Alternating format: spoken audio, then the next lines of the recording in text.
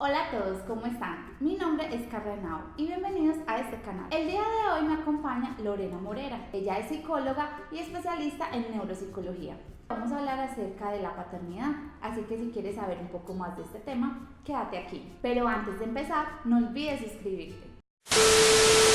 Bueno, Lorena, muchísimas gracias por aceptar la invitación y por abrir este espacio que yo sé que les va a servir mucho a todos los padres. Muchísimas gracias por la invitación y claro que sí, estamos prestos para poder entonces hablar sobre todos aquellos temas que conciernen a la paternidad, que muchos tenemos dudas al respecto y más por la diferencia en nuestros hijos. Cuando tenemos varios hay algo muy importante y son las diferencias individuales, entonces a veces creemos que si tenemos dos, a los dos se les trata por igual y no es así porque son diferentes, entonces es muy importante ese aspecto. Claro, y de pronto no caer como en la comparación, ¿cierto? Que es como por lo general que caemos los papás, como decir, mira, es que si me hace caso y el otro no, ¿cierto? Y a veces es inconsciente, o sea, uno habla con muchos papás y dicen, pero es que yo los amo a los dos por igual. No, hay diferencia, ¿sí? O sea, hay un amor como tal, pero precisamente por esa diferencia individual hay una manifestación para cada uno. Solo que a veces de pronto como que la balanza se va o se inclina hacia un lado más que otro y eso sí es evidente y es ahí donde tenemos que tener cuidado. Pero las estrategias pueden ser diferentes para un hijo o para el otro y más si tienen diferencia de edad o si son pares, o sea, son muchas variables que intervienen en ello. Entonces cuéntanos un poquito, ¿por qué se nos dificulta tanto este tema de la paternidad? Carla, mira, es impresionante, pero el hecho de hablar de paternidad evidencia nuestras más profundas necesidades, por eso es tan difícil. No es si tengo que decirle o darle una orden, si tenemos que cambiar ciertas estrategias, es básicamente porque evidencia nuestras necesidades. Entonces a veces lo que nos molesta de nuestros hijos no son nuestros hijos, es lo que nosotros creemos respecto a ellos y cómo nos sentimos en cuanto a eso. Entonces por eso la paternidad o la crianza es una oportunidad muy bonita para poder reconocer, para poder perdonar y para poder avanzar, ¿cierto? Precisamente identificando cuál fue nuestro estilo de crianza, porque a veces consideramos que a partir de nosotros, digamos, generación actual y hacia allá, todo arranca de cero y no, hay una historia, hay unos antecedentes que marcan la pauta y a veces no los reconocemos y creemos que sencillamente eso quedó atrás, quedó en el pasado, pero no, nos sacan factura. Entonces básicamente la dificultad de ser padres hoy día, años atrás y más adelante es eso, que tiene que ver con nosotros directamente, no tiene que ver con nuestros hijos, es como nosotros podemos evidenciar qué es ser padres y reconocer que somos hijos y nuestros padres son hijos de personas con deficiencias. Entonces eso habla de una paternidad con fallas, ¿sí? Siempre vamos a tener dificultades y aspectos que resolver, pero si yo tengo claro cuál fue mi estilo de crianza, cómo me educaron, cómo me enseñaron, cuál fue ese vínculo afectivo, ya vamos ganando, porque es importante identificar primeramente eso. Muchos papás consultan, Carla, ¿por qué mi hijo tiene problemas para esto? ¿Por qué mi hijo no me obedece? ¿Por qué mi hijo es muy solo? ¿Por qué mi hijo es muy triste? ¿Por qué mi hijo es muy rebelde? Y el problema es el niño, pero no nos damos cuenta que mucho de eso nosotros somos los que lo generamos. Entonces la primera tarea es para los papás, no es cómo usted va a trabajar con su hijo, es cómo usted va a trabajar con usted mismo. Es decir, primero mirémonos, hagámonos una radiografía, identifiquemos qué está pasando internamente y cómo eso lo estamos reflejando obviamente en la crianza. Lorena, hay algo muy importante que tú dices, o sea, la responsabilidad de nosotros como padres, que a ellos le queremos delegar eso como a los hijos y se nos olvidan que ellos son nuestros niños, ¿cierto? Sí. O sea, que son los chiquitos, o sea, la edad que tenga, pero igual ellos son los niños, los que nosotros nos tenemos que ser responsables y a veces nosotros le queremos delegar esa responsabilidad precisamente a ellos, ¿cierto? Y a veces nos trae conflictos, o sea, en vez de decir, venga, yo soy la que tengo el error, yo qué es lo que tengo que hacer, empezamos a atacar al hijo. Y antes trayendo un poquito más de división. Entonces yo sé que esos tipsitos les van a ayudar mucho precisamente no solo a identificar ese tipo de crianza y a mirar qué se hace con ellos, sino también a mejorar la relación con ellos. Así es. Entonces partamos de algo importante y es que la familia es un lugar de bendición, ¿sí? Y cuando hablamos de bendición es hablar bien, es poder dar palabras que edifican hacia la otra persona. Entonces si un niño crece con amor, crece sintiéndose amado, afirmado, aprobado, con una disciplina de manera correcta, pues no se va a convertir en un adulto saludable que está capacitado para bendecir a sus futuras generaciones. Mira lo importante de eso, es una cadena, ¿cierto? Pero por el contrario, si un niño herido y maltratado crece de esa manera, pues se va a convertir en un adulto lleno de resentimiento, de odio, que lo que va a hacer es maldecir, o sea, todo lo contrario. Y maldecir simplemente es generar un acto inadecuado o genera maldad sobre una persona, a veces no es consciente. Entonces muchos papás dirán, pero es que yo no quiero maldecir a mis hijos. Pero entonces simplemente pensemos, ¿qué les digo cuando ya estoy completamente airado? ¿Sí? ¿Qué palabras les digo? ¿Cómo los trato? ¿Cómo los miro? ¿Sí? La gesticulación es muy importante. Hay niños que simplemente con la forma en que les miran sus papás ya entran en un pánico absoluto. Y entonces hay muchos papás que se sienten orgullosos porque dicen, es que solamente con la mirada me funciona. Me hace caso. Sí, a ver, el punto es, su hijo le tiene terror, ¿sí? Y está evitando un castigo. Entonces, el tema de la obediencia es un asunto muy, muy importante porque la pregunta es que obedezcan por convicción, por amor o que obedezcan por temor, ¿sí? Y por evitar un castigo. Entonces es tener claridad sobre eso. La familia es un lugar de bendición.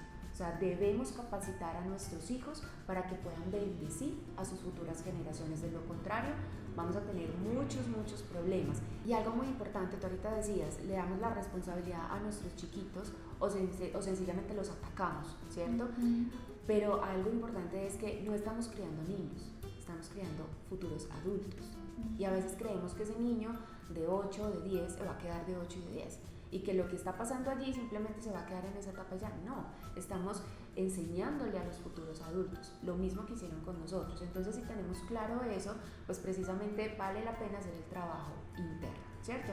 Entonces, por eso los primeros 7 años, lo que se denomina la primera infancia, es tan importante, porque es ahí donde ponemos las bases emocionales, ¿sí? Nosotros, todos los seres humanos, tenemos necesidades fisiológicas, tenemos necesidades que tienen que ver con vivienda, con alimentación, con vestido, pero también hay unas necesidades emocionales que se suplen en esos primeros 7 años. No que de ahí en adelante no pasa nada, pero sí son importantes esa primera etapa como tal. Entonces, cuando esas necesidades no han sido suplidas en los primeros 7 años, pues vamos a empezar a encontrar muchas dificultades a lo largo del crecimiento y desarrollo de los niños. Entonces, como la tarea es dirigida hacia nosotros y no hacia nuestros niños, entonces la pregunta es, ¿cómo estamos nosotros a nivel emocional?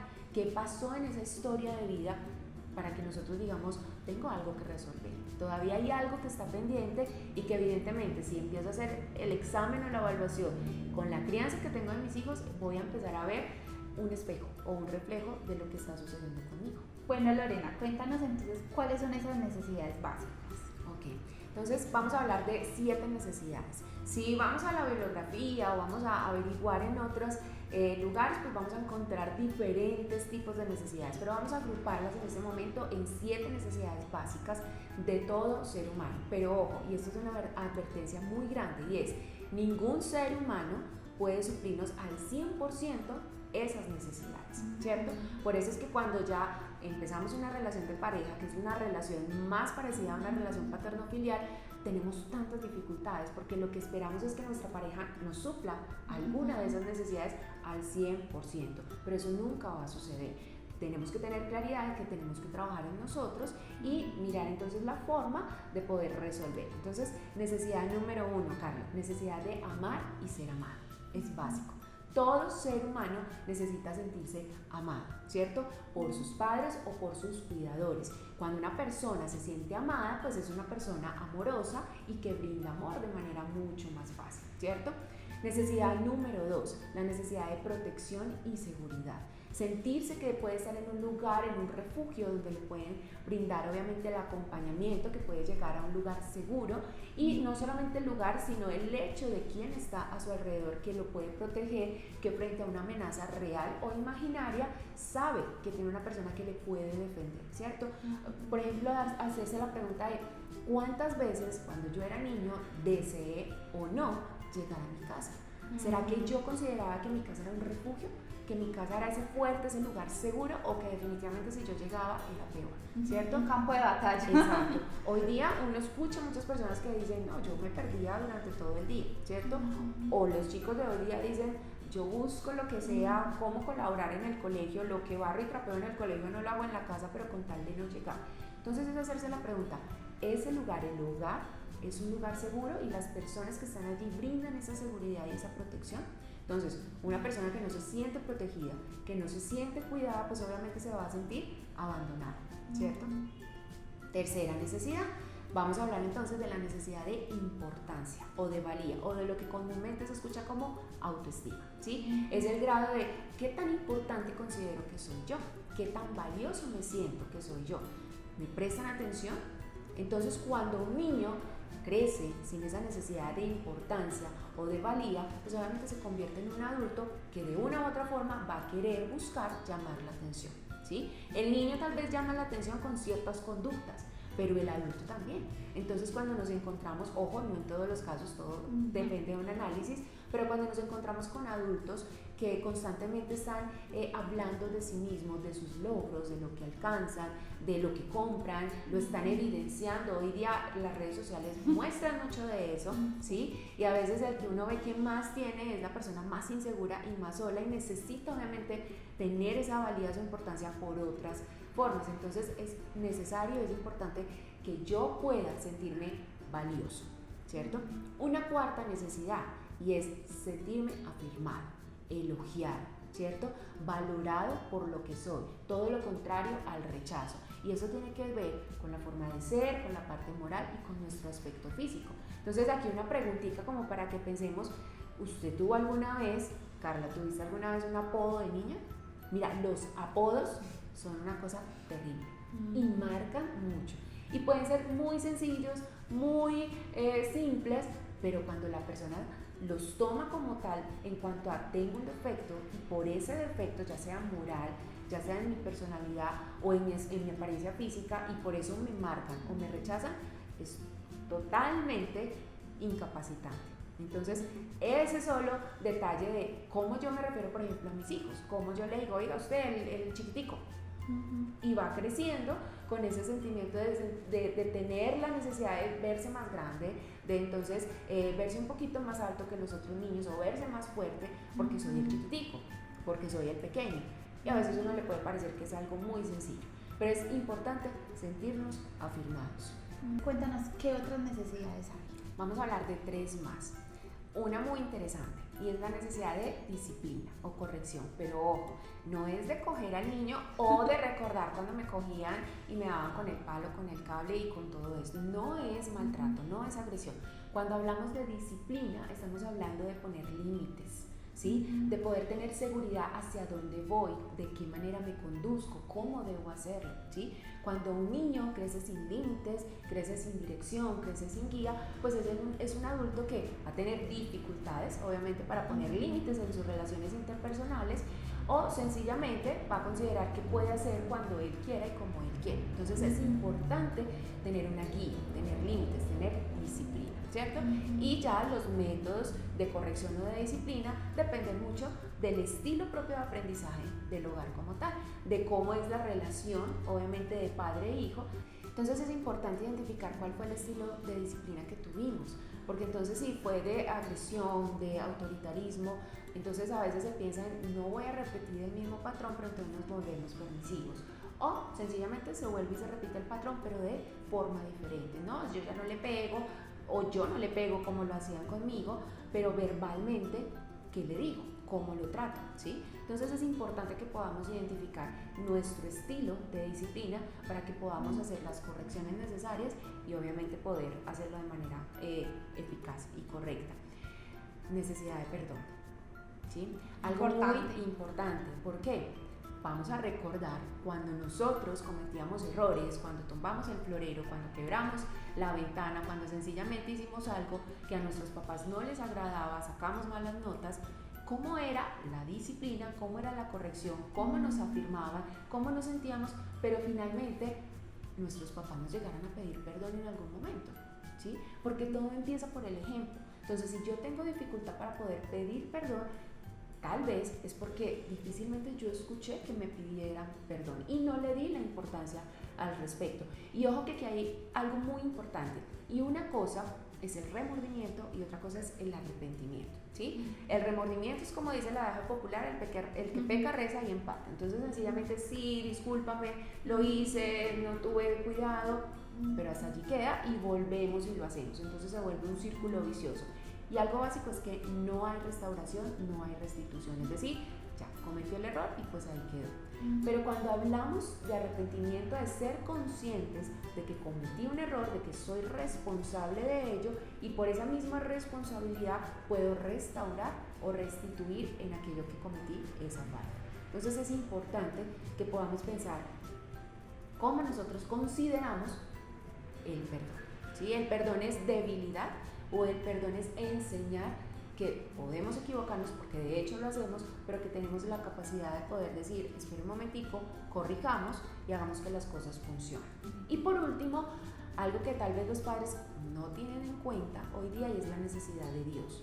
No como una religión, no como sencillamente el Dios que nos enseñaron por tradición, sino esa imagen de quién es Dios, de quién es un padre. Y la primera imagen que los hijos tienen de Dios son los propios padres. ¿Sí? Entonces algunos consideran que Dios es un Dios castigador, un juez pero temible, porque la imagen que tienen de sus padres es esa, ¿sí? O un Dios lejano y ausente, que es quizás como el patrón de paternidad que estamos viendo más reiterativamente en este momento, ¿cierto? Y que simplemente lo llamamos cuando lo necesitamos, cuando nos vemos en peligro, como a veces se hacía entonces con papá y mamá. Cuando ya veo que estoy aquí hasta el agua, entonces papá y mamá, entonces lo mismo es Dios ayuda. Entonces es importante tener en cuenta que esa primera imagen de Dios, de paternidad, la ven entonces obviamente en papá y mamá. 7 necesidades emocionales básicas de todo ser humano. Entonces la tarea es como en un checklist y decir en cuál yo como adulto, como papá, tengo que trabajar. Y obviamente identificar qué pasa, qué sucedió en ese vínculo afectivo o apego, es decir, en esa relación que se estableció con papá y mamá, qué sucedió. Por eso es importante entonces que podamos analizar cuál fue ese estilo o ese tipo de crianza que tuvimos y que podamos entonces mirar, indagar y hacer la pesquisa de yo qué debo resolver. Recordemos, lo difícil de la paternidad es que evidencia nuestras más profundas necesidades. No son ellos en la mayoría de los casos, sino qué está pasando conmigo y yo cómo lo estoy reflejando, qué es lo que creo, qué es lo que estoy pensando, porque un pensamiento determina nuestro futuro, un solo pensamiento que yo considero como creencia y a partir de ahí yo actúo y yo hablo como tal. Entonces es básico que como papá y como mamá podamos identificar, ¿cierto? Ya los papás ahí más o menos ya están identificando, bueno, qué falencias de pronto tienen, qué tienen que solucionar. Y ahora la pregunta es, ¿qué tienen que hacer ellos? Okay. Algunas recomendaciones, ¿cierto? Para hablar de una paternidad afectiva y efectiva. Entonces, primero, recordemos que la familia es un lugar de bendición. Entonces, debemos invertir con propósito. Esa es la primera recomendación. Nuestros hijos son una herencia, ¿sí? Entonces, debemos invertir, pero con un propósito. Y eso requiere de esfuerzo, eso requiere de trabajo, ¿sí? Entonces, debemos ser conscientes que debemos esforzarnos, que debemos trabajar, que debemos ser creativos y buscar la forma de invertir en ellos, que obviamente podamos visualizar y podamos proyectar hacia dónde nos vamos a llevar. Recordemos que no estamos creando niños, estamos creando adultos, ¿cierto? Y ese es el punto importante, que lo que yo pueda hacer hoy sea una inversión a futuro, pero que obviamente genere algo muy bueno y positivo en la vida de estos niños y obviamente de nosotros como adultos, que va reforzando nuestra mentalidad. Otra recomendación es el hecho de poder entonces involucrarnos con nuestros hijos. Y hay una distinción muy grande y es entretener y entrenar. Entretener es llenarlos de actividades, ¿sí? Entonces, no, súper bien porque lo tengo en clase de tenis, en clase de música, en clase de cocina y una cantidad de situaciones aparte de la jornada escolar. Eso es entretener. Cuando los involucramos en tantas actividades donde yo no estoy involucrado, sino que son otros los que están impartiendo, pero es muy diferente, obviamente, a entrenar. Y entrenar es involucrar, hacer parte del proceso, estar con ellos. Es básico. ¿Sí? Si nosotros queremos invertir con propósito, pues tenemos que involucrarnos, no le podemos dejar la tarea a otros profesionales, a otros maestros, para que obviamente lo hagan. Hace parte, pero no debe ser el foco principal. Aprender a escucharnos. Una tercera recomendación. A veces creemos que entre más chiquiticos como que no comprenden, como que lo que dicen son puras cositas muy simples y no importan. No, tenemos que aprender a escuchar a nuestros hijos cuando hablan mucho y en el silencio, es decir, observando su comportamiento. Cuando una persona se siente escuchada, se siente importada, afirmada, amada, estamos obviamente teniendo en cuenta esas necesidades. Pero no solo escuchar, hablar con ellos, dialogar con ellos, ¿cierto? No sencillamente que nos escuchen a nosotros y lo que yo dije es palabra final, sino poder entablar una conversación con nuestros hijos. A pesar de las diferentes edades, en cada momento aprendemos mucho de ellos. Y sobre todo, cuando los escuchamos y hablamos con ellos, nos damos cuenta de su mundo, de dónde están, qué les está sucediendo, cuáles son sus temores, cuáles son sus frustraciones, qué es lo que los está motivando para poder salir adelante. Algunas recomendaciones generales. Sí, y ahí es muy importante cuando nosotros lo estamos escuchando también aprovechar esos momentos para enseñarles, Claro. porque ellos a veces van sacando cosas, a veces cosas que simplemente piensan, yo pienso que esto es así o esto es así, de pronto como aprovechar eso, bueno, ¿y tú por qué piensas esto? ¿Cierto? Y aprovechar a veces como para enseñarle, que cada momento también nosotros podamos ir dejando esas semillitas, que el día de mañana nos va a ahorrar mucho, ¿sí? Porque cuando nosotros dejamos como todo ese trabajo para la adolescencia, ahí es cuando se nos hace difícil, pero cuando nosotros empezamos desde chiquiticos con esa labor a estar ahí presentes y estar enseñándoles, va a ser como dices tú, como una gran inversión para el futuro y para ahorrarnos muchos dolores de cabeza. Exactamente, y eso entonces lleva a otra recomendación, es no juzgarlos, ¿sí? Que es muy diferente a justificar. Entonces a veces es como dejemos pasar, justificamos cualquier acto que puedan tener nuestros hijos, pequeños, adolescentes o ya adultos, pero otra cosa es no juzgar, es el hecho de señalar o de estar constantemente criticando, ¿cierto?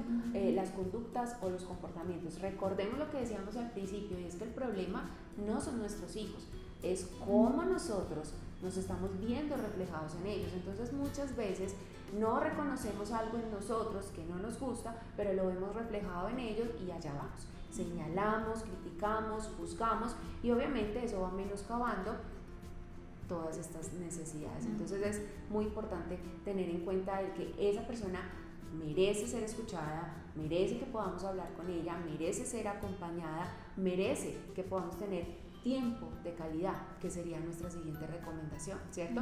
Hoy día, obviamente, por todos los compromisos y vivimos en unos tiempos muy acelerados, hay personas que tienen no uno ni dos, sino 3 trabajos, ¿sí? Que pueden salir en la mañana y los niños dormidos y regresan en la noche y los niños dormidos no tienen tiempo para compartir, o el tiempo que tienen es muy reducido, o ya cuando están muy agotados, entonces hay que ser muy creativos, ¿cierto? Pero no irnos al otro lado de querer suplirles en el sentido de darles todo material. Entonces, como no tengo tiempo para compartir contigo, entonces te compro aquí, te llevo allá, te doy un viaje, todo lo que el niño pida, porque obviamente estamos viendo una generación, hablando de niños y de adolescentes, sobreestimulada, ¿sí? En donde están recibiendo mucho en cuanto a aspectos materiales, pero a nivel afectivo no, están muy solos, están muy ausentes. Entonces, ¿qué pasa? Se involucran, por ejemplo, en todo lo que tiene que ver con los aparatos electrónicos. Entonces, por eso vemos que el uso del celular, todos los dispositivos móviles, celular, tabletas, computadores, es como si fuera el riñón del niño, ¿sí? Como si fuera una parte esencial, porque finalmente ahí obtiene una respuesta, al menos ahí tiene una conversación. Entonces es importante tener tiempo de calidad y ser muy creativos, ¿cierto? Dependiendo de cada una de las situaciones. Muchas gracias por todas las recomendaciones, están súper interesantes, y regálanos una última para todos los papás que nos están viendo. Bueno, más que recomendación es un ejercicio práctico, ¿cierto? Ya vimos, digamos, como parte de la teoría en términos muy generales, porque esto tiene de dónde más obviamente hablar, pero entonces, ¿cómo identifico cuáles son esas necesidades entonces que no fueron suplidas en la infancia y que posiblemente me están pasando factura en el tema de crianza? Entonces vamos a hacer un paralelo entre el yo niño y el yo adulto. Entonces básicamente son 4 preguntas. ¿A qué le tengo miedo? ¿Qué me genera tristeza? ¿Qué me da rabia? ¿Y qué me genera felicidad? Entonces básicamente es ubicarnos cuando éramos niños y hoy día adultos y responder a esos 4 aspectos. Y el ejercicio es mirar que de eso, a lo que le temíamos, nos generaba rabia, tristeza y felicidad de niños, si de pronto aún permanece en nuestra adultez. ¿Qué aspectos no han sido resueltos y que yo tengo que ir al fondo a trabajar y mirar eso que me generó en la infancia aún está presente en la adultez como tal, ¿cierto? Para identificar esos aspectos como tales, porque estamos hablando de 4 emociones básicas, ¿cierto? Que es la ira, que es la tristeza, que es la felicidad y que es el temor. Entonces nos puede dar una información muy valiosa y mirar qué situaciones no resueltas del pasado están presentes. Bueno, Lorena, muchísimas gracias por toda esta información tan valiosa. No, muchísimas gracias por la invitación y bueno, a todos ustedes los que nos están viendo, saben que tienen las puertas abiertas, estamos para servirles en el Centro Terapéutico Por Mi Familia y pues sencillamente démonos la oportunidad de continuar aprendiendo de manera correcta. Muchas gracias, Carla. Gracias a ti. Acá abajo en la cajita de información les voy a dejar todos los datos de Lorena para que consulten, porque la verdad no es lo mismo, como les hemos dicho en otros videos, no es lo mismo ver un video. Es realmente importante porque nos va dando como esas luces, ¿cierto? Como de mirar, bueno, yo tengo que consultar, quizás esto que yo estaba viviendo no lo había notado como tan grave, pero realmente es muy importante que ustedes consulten. Bueno, lo que pasa es que estamos hablando de un proceso de aprendizaje de varios años, pero así como aprendemos podemos desaprender y ahí es de pronto donde tenemos muchas dificultades y a veces no podemos solos. Entonces es valioso contar con la ayuda o con el acompañamiento de otra persona que no es que nos diga qué debemos hacer, sino que nos dé luces o nos oriente en qué es lo que tenemos que trabajar. Pero para eso tenemos que identificar el foco de intervención y a veces no lo tenemos muy claro. Entonces por eso cuando hablamos de consultar con un profesional en salud mental, en psicología, estamos hablando de un acompañamiento, de tener entonces un recurso en una persona profesional que está por fuera obviamente de la situación y que puede ver con mayor claridad qué es lo que está sucediendo. Por eso es importante que podamos darnos esa oportunidad de continuar aprendiendo de una forma diferente. Y que acá estamos dando como cosas muy generales que nos van a ayudar a todas las personas, pero que realmente todos en nuestra casa tenemos muchas particularidades, ¿cierto? En donde ya necesitamos preguntar y resolver las dudas directamente con el profesional. Recuerden que por el Instagram yo siempre les abro el espacio para que ustedes también puedan preguntar. Los esperamos en un próximo video. Chao. Chao.